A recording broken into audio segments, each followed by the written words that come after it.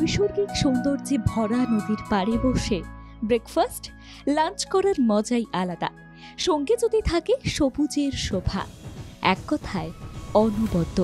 আর সেই নদীর ওপর দিয়ে যদি ঝুলন্ত ব্রিজ যায় তাহলে তো কথাই নেই। নদী সহ গোটা চত্বরের সৌন্দর্য ধরা পড়বে নির্দিষ্ট উচ্চতা থেকে। এই নৈসর্গিক সৌন্দর্যে ভরা জায়গা রয়েছে কালিম্পংয়ে। সেখানকার রেলি নদীর ওপরে রয়েছে বিদ্যাং ভ্যালি। কালিম্পং থেকে মাত্র 17 কিলোমিটার দূরে রয়েছে এই নদী ও ব্রিজ। গভীর জঙ্গলের মাঝ বরাবর বয়ে গিয়েছে এই নদী, যেখানে দিনের বেলাতেও ঝিঝি পোকার ডাক শোনা যায়, সঙ্গে নানা পাখির আওয়াজ, আর তার সঙ্গে অবিরাম গতিতে বয়ে চলা রেলি নদী।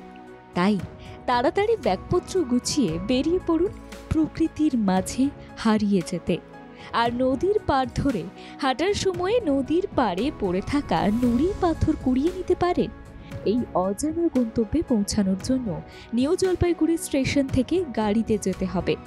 নিউ জলপাইগুড়ি থেকে বিদ্যাং ভ্যালির দূরত্ব প্রায় 88 কিলোমিটার। ব্যুরো রিপোর্ট, বাংলা জাগো।